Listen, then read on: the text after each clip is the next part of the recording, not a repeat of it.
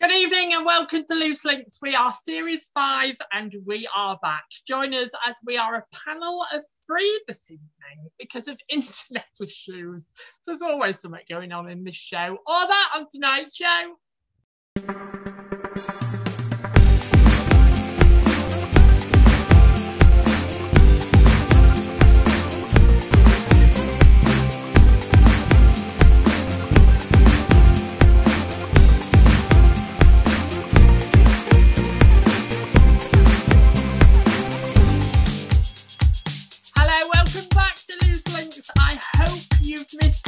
Because we've missed you, but with a panel of 3 joining me on the panel this evening and keeping you company is Rachel Penny and the other vice chair himself, Mike Kidd. As we share on tonight's show, we talk about the beginning topic is talking about human emotion, really, as we play you a clip by Winfrey, who performed a clip on TikTok to talk about past. But really, does our past make us stronger or does it define us? Also, we go back to Super Mario days as companies are fighting against each other. But really, that's got us thinking about work life. Are we a different person when we are at work to what we are at home? Find out some interesting stories there. And to finish, our subject this evening is that well-to-do topic that everybody is talking about at the moment that shouldn't really exist between choosing eating or food. Find out what we think on that debate. All on tonight's show. Good evening, panel! Hi! You're back. How you doing? How are you doing? I feel a little bit nervous this evening, Mr. Mike Curtis, because I've had so many people say that they loved it when you did the show, so I feel a little bit nervous sat on this seat this evening. Do you? Don't be nervous, Nick. Don't be nervous. Well, it was good. How much did you pay them to say that? It was good though. Do you know, it was really good because it was quite nice to be a viewer, and we haven't had you back since you've done it. You needed that much of a break. I did. I've had a long summer. It's been a long, hot summer. Yeah, exactly. That's why I didn't have you back. Oh, and Rachel, it's good to have you on the first show. Oh, hold the line a second. Hold the line, people. Hello? Are you there? Oh, hold on. Ask to one minute. Claire! She's joined the show live. Tell you what I've had to do. I thought it was my work laptop. Then I went onto my phone. It said exactly the same. You needed a passcode. So I've gone into Yahoo, which is my own email, and gone in there and clicked on your link from there, and here I am. Well, good evening. Joining me on the panel, let's do it one more time, guys. Joining me on the panel is Rachel Penny. I am so sorry. Mike Curtis and Claire Browning-Ray. Claire, did you have a nice, before we go into the show, did you have a nice 4 weeks off? Did you have it flown by? Lovely. The weather just made it. Do you know what I mean? It was just, totally. Yeah. But it's good to be back, season 5. As I was saying, now we've lost Rachel. Where are you, Rach? Season 5, I was just about to say, Rachel, you've been one of our original panellists, really, through season 3 and season 4. So are you pleased to be back as the first panel member on season 5? Yes.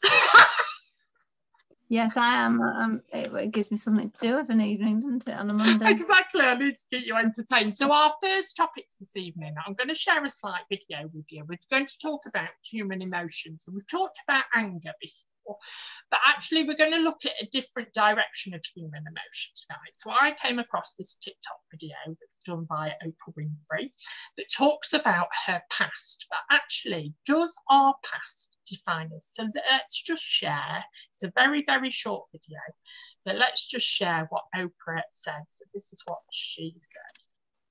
Here we go. You can love someone and still choose to say goodbye to. You can miss a person every day and still be glad that they're no longer in your life.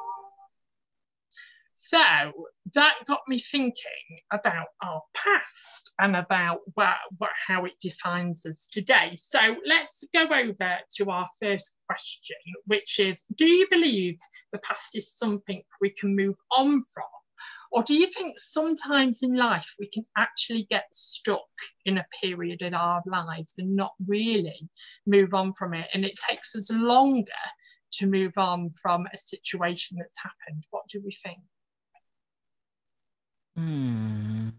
Oh, it's good to have you back, guys. It's good to have you back. I would say definitely. You know, everybody's life is different, but everybody has got a past. And I just think, going back to that quote, you can love someone but still choose to say goodbye. So that could be, you know, like an abusive relationship or something like that, which, you know, you love that person, but, you know, you can't carry on the way that you're doing it. So you've got to say goodbye. And then the second quote, you could miss a person every day and still be glad that they've gone, again, for that same situation. But again, in your past, it could be anything to do with family that like you would like to have. Like, for instance, my dad is actually Swiss, and he lived there. He still lives there. And I did have the opportunity to meet him over 20 years ago. And at that stage, anyway, I'm rambling. Anyway, his family didn't know about me until I then went over. He told them just before. And then 4 years ago, he wrote me a letter just to say that he thinks it's best that I live my life and he lives his. Oh, wow, Claire. So, you know, going on, do you believe our past is something you can move on from? I'm really, like, hurt by all of that, you know, because I just wanted a father figure, you know, and no disrespect to my mum, I've had a couple of dads. And I think that's why in my personal life, I hold back a bit because of my past. So... yeah, I think, again, can we get stuck in it? I don't know. Can we move on? I'm trying to, for myself, because what other way can I move forward if I keep living in the past? It's hard, but like I just try and say, you just take a day at a time.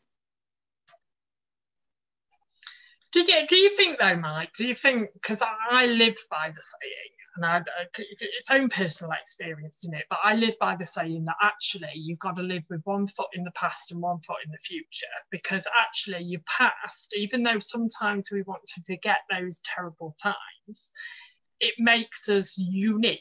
It helps us become the person that we are. So do you think that it's important that in some parts of our lives that we take time to reflect on how we've got to where we are today? Oh yes, I think that's absolutely pivotal, and it's interesting, isn't it, how we interpret the clip by Oprah, because there was obviously quite a sad connotation to it with the music and things like that, but actually there could be another aspect of, you know, it could be something joyous that you have to let go, and that's why you are sad. It's not necessarily always negative, is it? You know, the whole idea of one foot in the past, one foot in the future, I guess it's about what you learn and take with you from that. And, you know, I think that can really vary in terms of individual stories. And, you know, it's, you know, in Claire's situation, it's remarkably sad, you know, to listen to hear it. You can hear the emotion in your voice, Claire. But I guess the one thing you will have is that you reached out and you tried. Yeah. So it is, isn't it? It's about, you know, there's no, you know, it's not as easy as just one foot in the past, one foot in the future, but through reaching out and trying, that's what you will take into the future. That question, it's about ambiguity, isn't it? When we let go of things in the past that have affected us, whether it be positive or negative, you always think, what if? What could I have done to done A, or what could I have done to get to B? you know, and I do think it takes a huge amount of effort to really be at peace with yourself. And I found it really interesting myself over the last couple of weeks. You know, obviously I've had a little bit of time off since sort of early summer when I were on, and I've been doing some work with people in different walks of life. It's a new experience for me, and sort of listening to their journeys. And I think, you know, I do honestly think that, you know, sometimes people, if you can really get past something, you never lose it. But what I'm trying to say is the growth can be really phenomenal. I don't think a lot of people spend that time to really heal and say, or I don't think they did pre-pandemic. I don't think they did take the time to, because we never had anything, did we, in our lives that was ginormous like that, where loved ones were being lost. Obviously, Claire, I know it's not a comparison to your situation, but I'm just saying that I think nationally people are taking a lot more time to think of themselves, and I think it's a better thing, really. And also, Rachel, I'm deliberately not coming to you for this direct question, so please don't take it personally. But do you think trauma and our past gets easier with age? You've done it deliberately. Yeah, I know you have. I don't think it. Well, I don't know, because I suppose with age you realise that you haven't got as much time, I suppose, in front of you to make things right. But or to get over something, and so it's a little bit more. It can be a little bit more acute, but I don't know. But then again, living your whole life like Claire had with that knowledge inside her, you know, it's sad, but I think everybody wants to be loved, and I think you have to. I think sometimes you can make your own traumas, but sometimes the traumas find you, but they mold you into who you are now. And I'm not the kind of person I was when I was 17 or 18. I've changed, and I know I've changed, but life has done that to me, and you have to adapt. And as there's if I can remember it, I've got a saying that says that you cannot direct the winds, but you can adjust your sails. Wow. And it's something that you have to do for your own sanity sometimes. If you don't adjust and adapt, then I don't know if any of you watched The Voice at the weekend. There's been the big thing, hasn't there, about Tom Jones, and he sung a song off of his album, and it's about, he said he wrote it off the back of his wife, and his wife died sadly of lung cancer, is my understanding. But she said to him about it's basically about not breaking. Crumble, that's it, crumble. You know, and I just thought, wow, when you sort of look at it, isn't it? And, you know, and what she was sort of saying, because I remember when I first sort of listened to it, it took me a moment to process, because it was a power ballad, but it wasn't sort of mega sad. But where I'm going with it is I think it was exactly that. It was more about celebrating being strong and standing with somebody and learning from that person and moving on. And that's what I'm finding really strange at the moment. I'm just bumping into people, you know, listening to Claire and different people, where actually people do seem to be moving on, which is really positive, but it's or learning to live, Claire, if that's the correct word. But how strong, you know, I think really to really live with it takes strength. Yeah. And I think, go on, Claire, no, go. No, like you said, Nick, you know, the pandemic, I think, is changed and moulded a lot of people, and it surely has me, like I say, with the father situation, and you know, being sort of on my own anyway now for 2 years with the children. It's really like it's had to make me a stronger person. You know, I think I'm a good person anyway. So you know, when somebody's let you down like that, it has a real bad knock on you. But it's then trying to build that up. You know, I don't want my children to see me as not a failure, but you know that I am crumbling, as Tom Jones would say. But you've got to find the right structure for you to make you a better person. And that's what I try and do. Like I say, I do take every day at a time. So pleased that the weather was beautiful, so that, you know, get some of that sunshine. But yeah, you just have to do what you can. And I think what I completely agree with you. And just before we started filming, we were just catching up, really. All well, the three of us, because Claire couldn't be bothered to turn up, but the three of us were just having like a little bit of a catch up. And actually, one of the panel members said that I was glowing.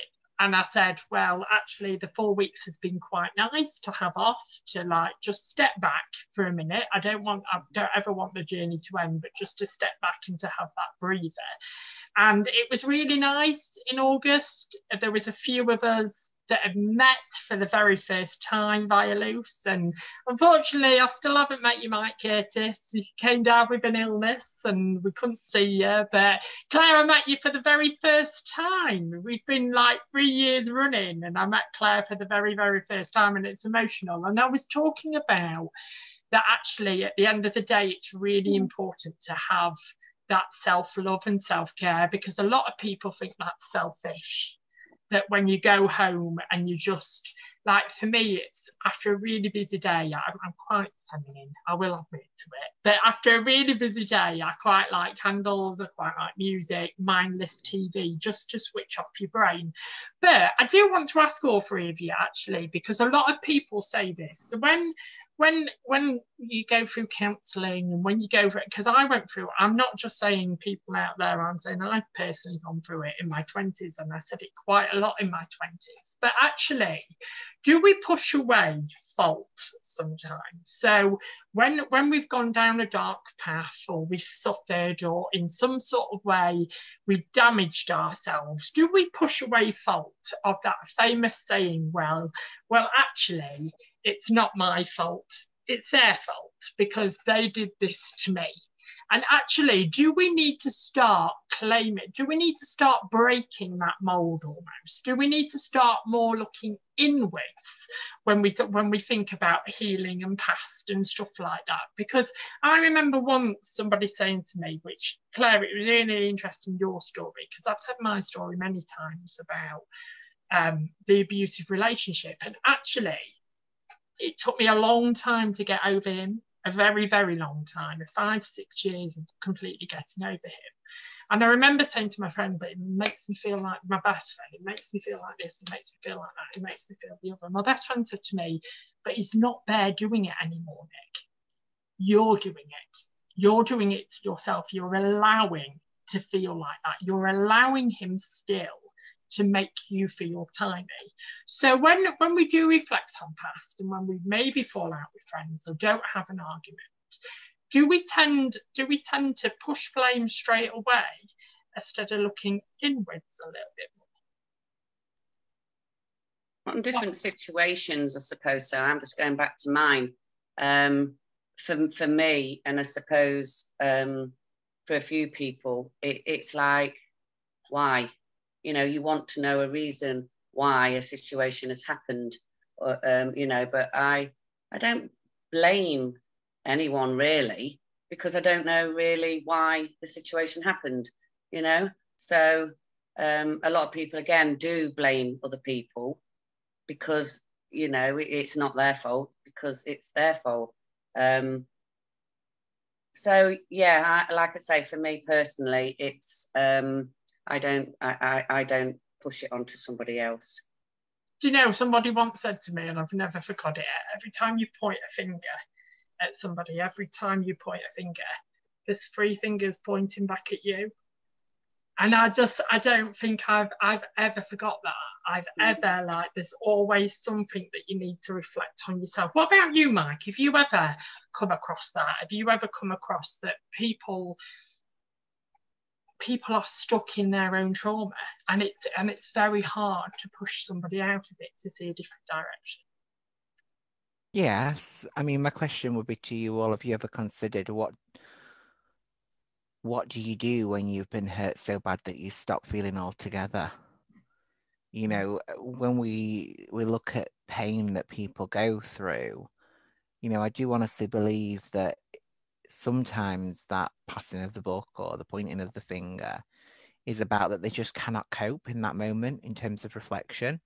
And it comes back to what you were originally saying, and to me, there's been somebody that I've been working with very closely at the moment, and she's really resonated with me. She's a young person, and she's just experiencing so much in her life at the moment as a young person. And I can't really say much more about that. But what I will say is when a child says to you, I scream and I feel nothing, it is so, I just think some people seek support, but they can't process it. And the best thing we can do is just be present in that moment.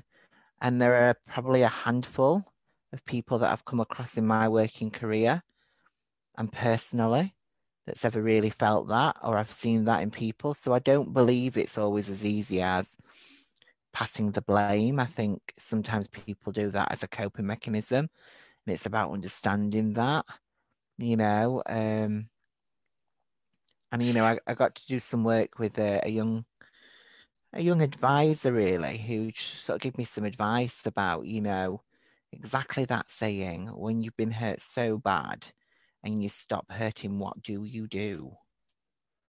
What is it really like to stop feeling? And I think people will say to you that they've stopped feeling, but actually to know that they've stopped feeling and that they're numb is a sign that they're feeling, because they're feeling numbness. It's these people that completely disconnect from it.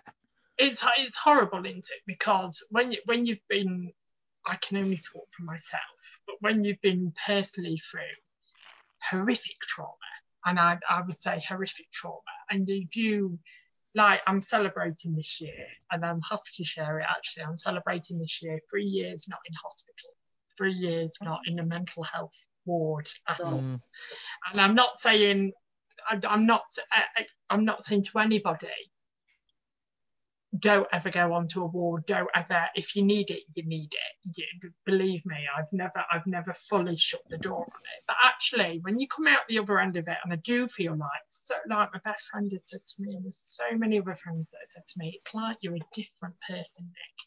Honestly, the Nick that I knew 3 years ago is completely different to who you are today. And the biggest thing is that, yes, there's that journey, and that's journey that's everybody's gone through. But if somebody said to me, how do you fix it? I can't answer that. I can't answer how I fixed it. And I'm not saying I'm completely fixed, but it's so horrible, because it's almost like something within you that just changes. And I think that comes with age as well. I do think that comes with age. And I think it's just, and if I could just take that thing out of me and give it to somebody else and go, look, yes, it's rough and it's tumble and it's difficult here, but look over it. It's almost like a double-sided bus, isn't it? There's pain and heartache going over here, but look, there's sunshine and flowers and family and love and friendship over this side. And it's almost like stirring that person's head. Like in my professional life, I say to myself all the time, if somebody throws a negative at me, I'm going to throw back a positive. And no matter how many negatives, I'm going to find another positive to throw back at. But because we do get lost in our own minds, and it is almost like a prison. It is, like you said, though, it is like a bus. You've got the downstairs, which is the good, and you've got the upstairs, which is the bad. But it's trying to sort of manage that going down, staying on the lower deck rather than going up the deck. But then that's life as well, isn't it? Whatever life throws at you, we are always up and down. So we just have to juggle it the best we can in what state of mind we can. I've started on a good subject for series 5 and back again, haven't I? All nice and cheery. But tell us what you guys think. Remember, you are the 5th panel member out there. Do you think trauma gets better with age? Do you think that we need to look more inwards than outwards? And do you think mental health is really where it should be in the year of 2022. Have your say. Make sure you have your say on our polls and stuff like that. Now, I am going to embarrass somebody quite slightly now, because as I've been watching this person this evening, I've, I'm always doing lookalikes and stuff like that. And Rachel Penny, you are usually the one that's picked on for lookalikes for Anne Robinson and stuff like that. But we're going to talk about Super Mario. And the more I look at you, Mike Curtis, the more I think I could see you as a Mario. I could see you as Super Mario. Good, Joe. What do you think it with the dungarees and the belly? Yeah, possibly? That's all you need. That's all you need. You're well away. But in 1992, Super Mario was on the Nintendo system. The game was produced by Super Mario Creative Systems. But people are saying in the work life nowadays that it's more hard because everybody seems to be at work. A couple of years ago, there was two kinds of different people that we had within ourselves. People, a work-life person and a personal person. But are those worlds getting collided more and more as we get higher in the cost of living? So can you remember those games, people? And can you remember how simple they were and how technology hadn't just exploded? Let's go to you first. Oh, go on, Mike. Tell us what you think of Super Mario. Go on, go for it. Tell us. I just remember, obviously they used to jump up and down on them like tubes, didn't they? And you'd get like rings, and you'd jump over like a spiky hedge, and there'd be like the odd dodgy little bug trying to shoot flames at you, or a dodgy looking turtle cross dinosaur.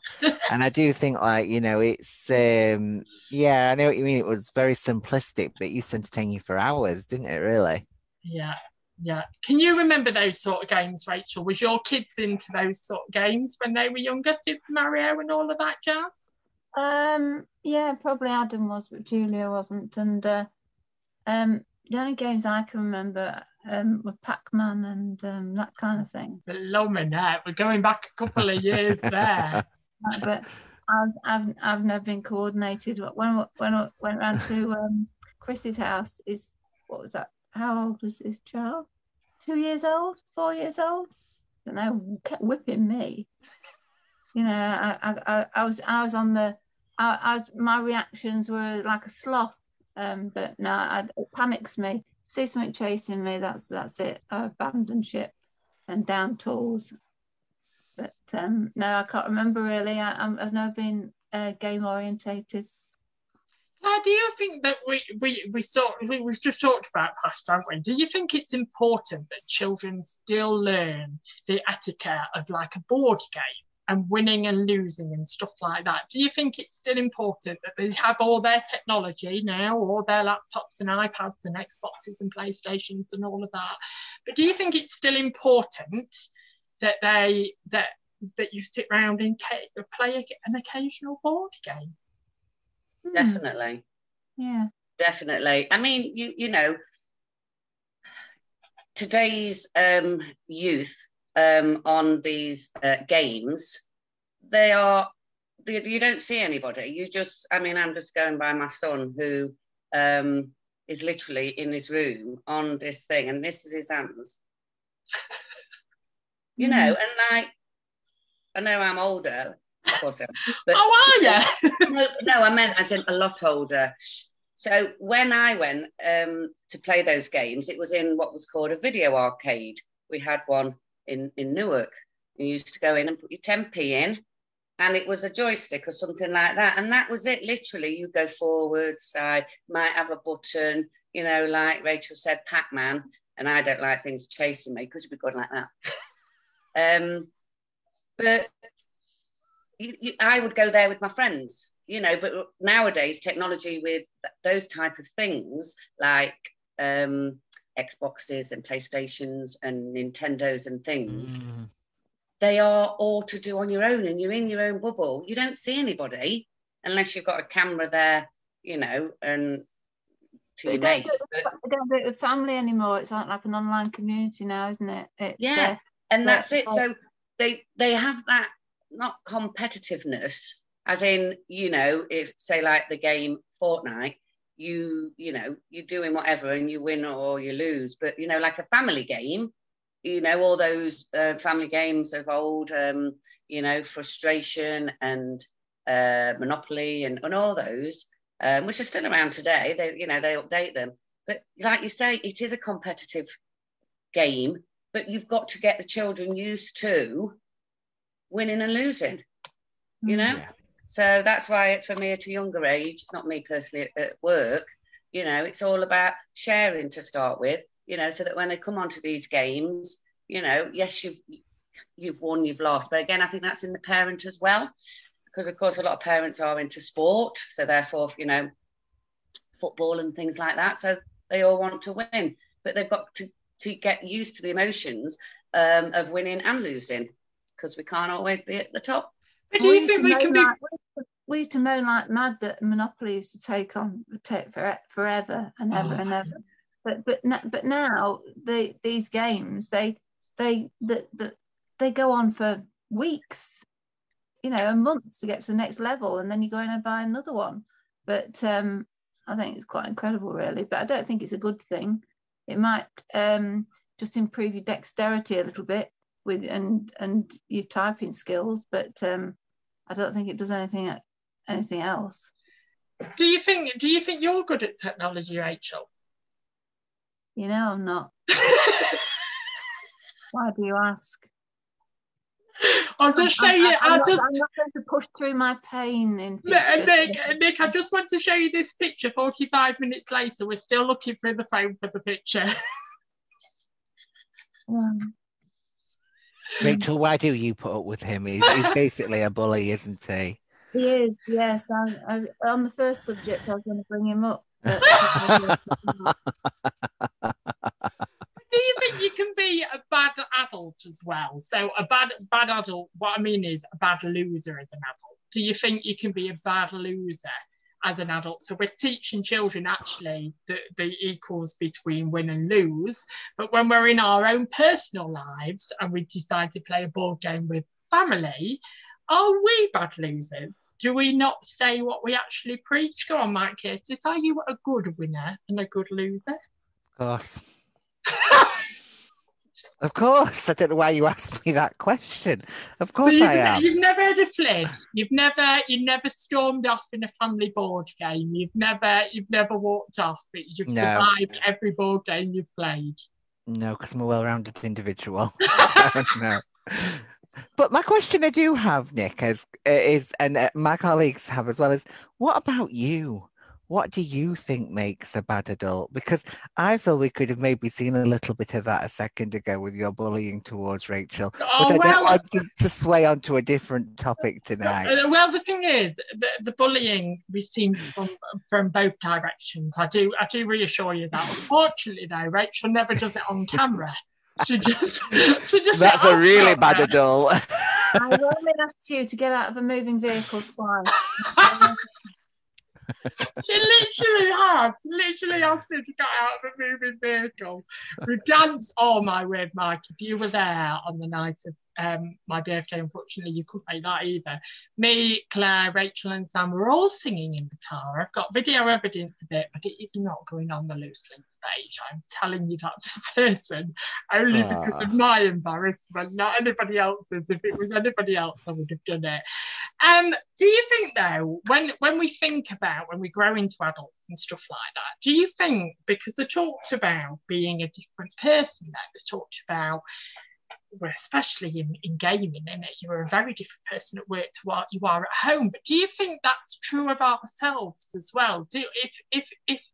If you were stood on the spot now and I said to you, let's go to you first, Rachel, when you worked in your, as a, well, let's not say where you worked, but as a customer service advisor, do you think you were a very different adult at home to what you were at work? No, not really. I was always cracking jokes and things like that. But I was always friendly, and I tried to be friendly, and it's the only way I can live with myself. I'd hate to go into somewhere where somebody didn't like me, or I didn't I'm not all gushy and creepy and suck up to everybody, but I treat people the way I want to be treated myself. And a lot of people disappoint you, and once you're disappointed, then it's I don't think I'm any different. I think it's hard to keep pretense up if you're different at home as you are going to work, but there are certain situations where you have to be more professional, you have to be stricter. My job wasn't like that. I was it's clerical what I did, so it didn't need that discipline around other people, but some people have to be, What about you, Mr. Curtis? Do you think you're a very different man at home to what you are at work? Is there some things that you would hold back on at work, but not necessarily hold back on at home? No. I don't think you're getting the theme tonight. No. I think my friends or family or colleagues would say I'm not always to the... sometimes to my detriment, more often than not. But no, I am incredibly transparent, both at home and work. And I would say I'm probably very similar. Actually, very similar. I'd like to think that people that know me well would support that as well. Do you think though? Because I always say, I remember the last. I'm going on leave next week from work, but I remember the last leave, and I was really. I don't want to worry anybody out there. I haven't got a drinking problem. I swear to God that I haven't got a drinking problem. But every single night, first sign of a drinking problem. Of my leave, I drank, and I was quite open about that. I drank and stuff like that. Yeah. And to me, it's the job that I can't say where I work and what I do, but the job that I am in is very, very adult than I've ever been before. Very, very adult and led by and all of this. And I don't know, when I got off leave, someone said to me, someone came round, it's Carrie actually, Carrie Gillespie, hello. She came round for an evening for a bottle of wine, and she said, you just seem a bit more relaxed. And I just said to her, I just don't want to be adult for a week. I don't want to make decisions. I don't want to be the person that has to answer every question. I just want to be Nick, normal Nick, not the position that I'm in. But do you ever feel? Well, you must feel like that, Claire, when you go to work, because you must turn into child, not adult, but child, Claire. Yeah, and it's really funny because when I come home, sometimes I'm still a child, and I'm like that, or even at a weekend, go and let the school chickens out. Did you see that, Claire? Footage. Private footage, private. I wouldn't show it to anybody. Yeah, so I'll come home, and like at a weekend, I'll say, right, I'm just going to let the chickens out, and they'll go, you care more about them chickens than me, And I go, no, chickens. Chickens at school. Oh, it's school. I thought you meant in your garden then, Claire. I was like, okay. No, they poo too much. No. No, I think I try to be the same. Well, not try. I'm me. What you see is what you get, No, Claire, I don't think so. Because you're when you're out, you're sassy. You're very, and you're a mover. Don't you, Nick? Oh, Claire. I don't go out very often. Claire with the hair. Oh, I know. Look at the state. Claire with the hair. And the leopard print. And your leopard print. And your two dresses. Can you remember the two dresses? You were like, oh, I'll wear this dress. No, I'm not wearing it now. But you look really nice. No, I'm not wearing it. I'm just not wearing it. Not good enough.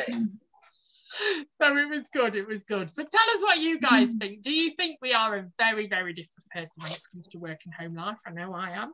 Do you think it's important to acknowledge where we are in our careers and going forward? And do you think that it's okay to be a little bit crazy sometimes and go back to our olden days style gaming and the importance of still doing a board game as a family get together? You don't hear much of that anymore, but you are the fifth panel member out there, make sure you have asked your say. So I can't speak tonight. Can you tell it's first night back?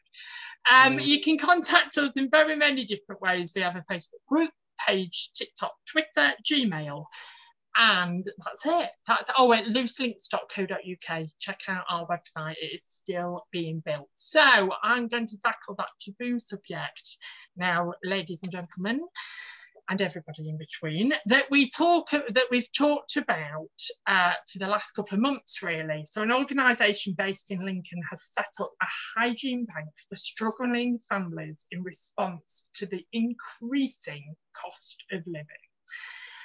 Based in Lincoln, we'll be collecting first products at Witham House, located at the University of Lincoln, 10 till 2 on Saturday, the 28th of August. So this has already happened. Some of the new unopened hygiene products for the organisation is including deodorants, baby wipes, and household cleaning products. Suresh, 44, is the founder and exclusive director of the Centre of Rehabilitation, and said that the bank is needed more than ever with the cost of living. So, ladies and gents, groups like this at the moment are essential, really, really essential. But do you feel it's fair to choose between heating or living? No. Let's go to you first, Michael. What you got to say about it? No, I think it's disgusting at the moment. You know, I think I'd read, what's it called? The leader of Labour. I was reading it this evening, and I think he'd said that people that earn £50,000 will struggle to pay their bills this year. £50,000. Yeah. You know, because of the was it the gas? Or anyway, yeah, either or, one of the two. And it just sends me into complete anxiety thinking how, because you do, don't you? I don't know about any of you three, but like we've thought in my house, you know, it's the ways that we could pull back. So, you know, do we need the heating on for this? Do we need the electric on for that? But by God, it's like, it seems to be that it's like quadrupling so it's like, it doesn't matter whether you're using a pound becomes £16. Do you know what I mean? And then £16 becomes £40. And, you know, I think they were saying it's going to be like, I just don't know, like £2 or £3 a wash, I think I'd read somewhere. And I'm not sure that's 100% accurate. But then I'm thinking to myself, well, that's what you pay in the laundrette. There should be some benefit of having an electrical appliance at home. So it just really worries me at the moment. And I just think, I actually don't, I mean, like for myself, you know, we've got two earners in my house.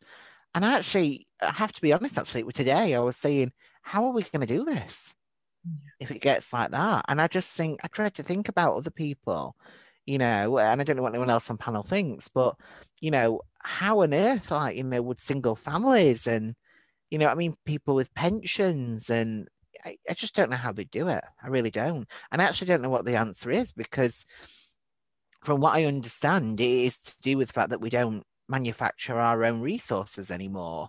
You know, so there's no quick fix to that as we approach the immediate winter, is there? I mean, they're saying that next month it starts.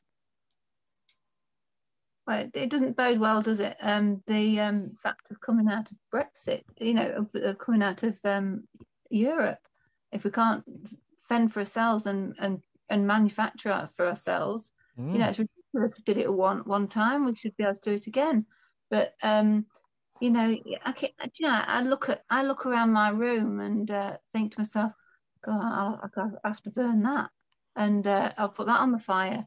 And I found these. Look, actually, I didn't realise we were going to have this topic, but look at this. A nifty idea. Look, 27 hours worth of. I could carry that around my neck or around the house in the winter when my electric goes off. But, you know, people are thinking of different creative ways of heating and what they're going to be doing when it does get bad. But we shouldn't be like this at all at this day. We're going backwards. We're all going backwards. And the worry, isn't it, Rachel? It's like we've had a brilliant, or I think, you know, Claire, sorry, wrote up, but we'd had a brilliantly warm summer. And I always think when we have a warm summer, I mean, it's like warm now, isn't it? You know, I mean, I'm roasting sat here. And Melting. Yeah, literally melting. I feel like I'm auditioning for a witch on Hocus Pocus. But what I'm saying is all that, or we'll not say. But anyway, that's what I told you, the saving work, same out. But it's serious, isn't it? We've had this red hot summer. What if we have a freezing winter? And you think to yourself, you know, like ice and snow and things. I'll be honest with you, it's the one time that I thought, I hope we have a bland winter.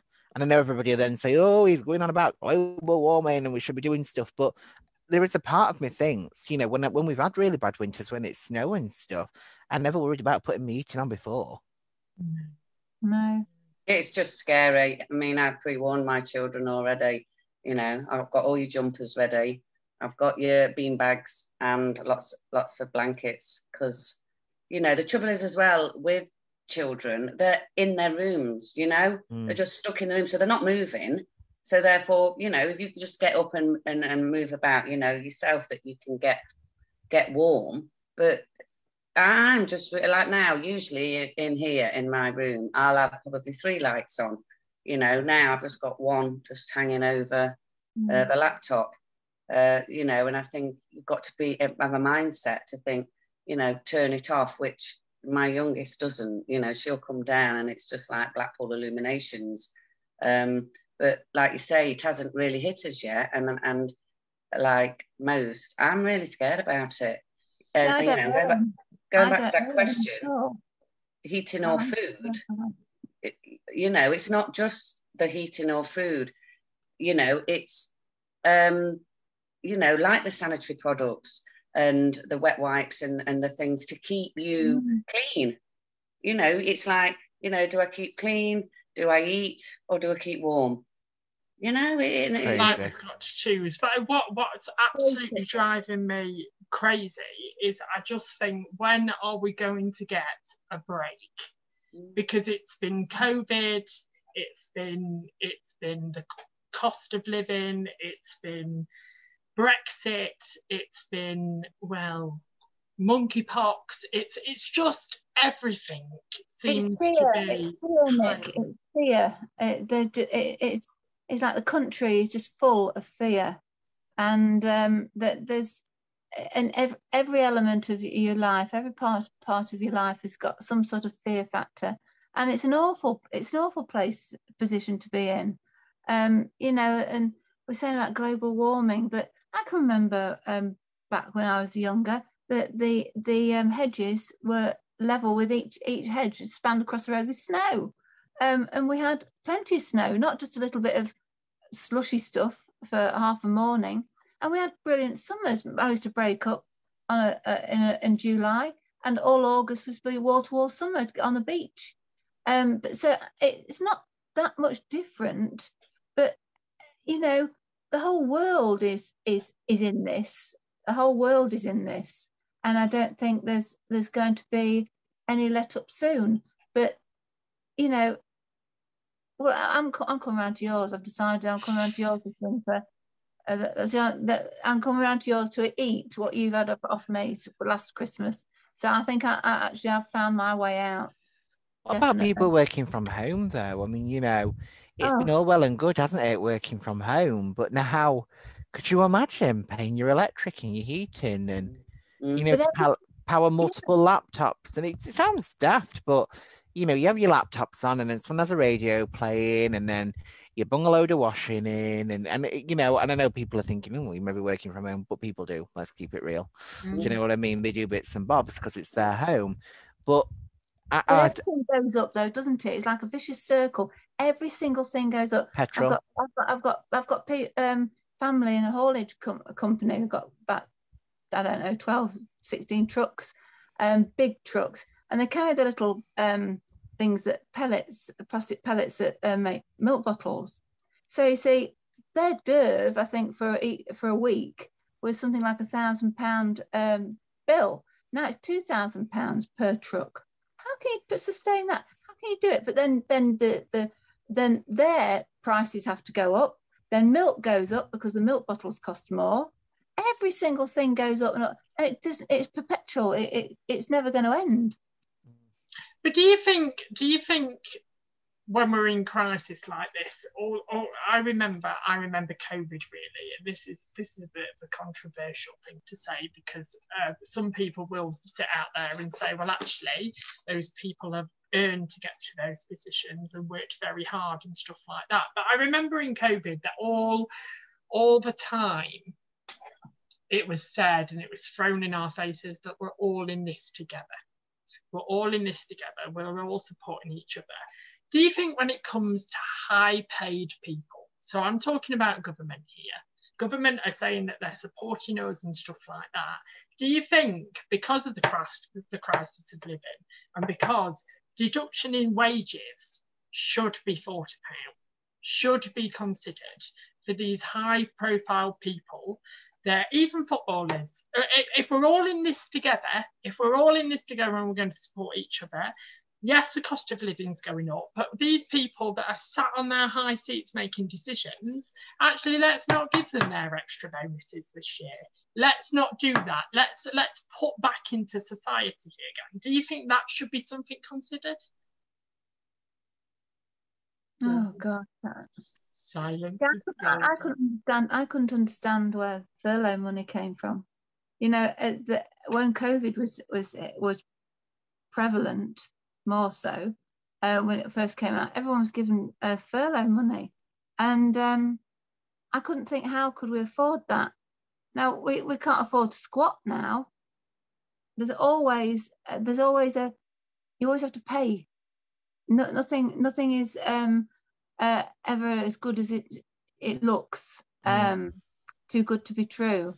And we thought we were all being protected and looked after, but you don't. Mike, I can see you contemplating. I can see your mind going at like 10 miles an hour.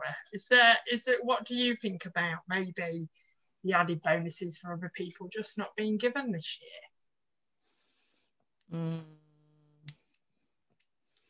All right, okay, we'll move on from that. I think it depends, because not all of us got furlough. Some of us worked right through.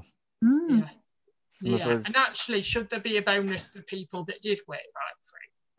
I mean, I don't look for a bonus, but I work more hours than God sends, you know, and it really, and I work bloody good, and I'm excellent at what I do, and I'm not arrogant about that. I've worked very hard. So, you know, if I'm really honest with you, I wouldn't prepare for anyone to take anything away from me that I was entitled to. I am receptive to supporting others. And I think it could be a discussion. You know, we already have higher tax bands, don't we, for over a certain percentage. I absolutely agree that what we're speaking about is very different between me and Boris. Obviously, I'm not saying that me and Boris are bosoms and we're in Parliament. That's not where I'm heading off to tomorrow. But what I'm saying is that, you know, I just think we've got to remember that, you know, it's a real. I always think it's a really sticky one when we get onto who deserves what, because I do think there are some people out there that deserve so much more and don't ever get, you know, but it's not through want of trying. So, you know, it's like, for me, you know, how do we man our social care systems, our NHS systems?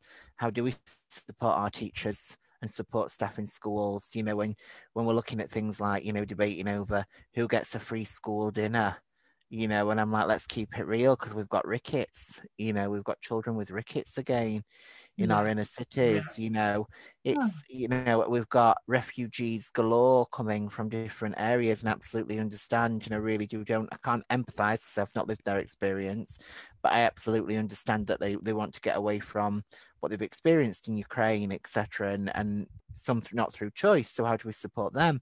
But then how do we support those at home when, like Rachel's speaking about having a light bulb that's just above a laptop? And I know Rachel's not pleading poverty, and neither's Claire, about, you know, how can we do this, how can we do that? And I'm not, but I'm saying people put into the system, and it feels like sometimes they can be penalised, you know. And I just think, you know, £50,000, who has that sort of money to be struggling with the bills? So, you know, I dare say I don't know Lincoln as well as you do, but I imagine there's pockets of wealth, and I also imagine there's pockets of deprivation. But I bet if you were to do a sort of locality map, I dare say there are more families that live below the £50,000 benchmark than there are above. 100%. And if you want my political opinion, ladies, for next Prime Minister and gents, I'm voting Rachel Penny. because I think you'd be good sat in that seat, Rach. I could see you sat there giving you one-liners. You say I'm bossy, aren't you? But that brings us to the end of the first show of Series 5. Thank you for joining us this evening. I am about to embarrass one more panellist for the final time this evening. But I'd just say our final goodbyes first. It's been incredible. Thank you for sharing your Tuesday night with us again.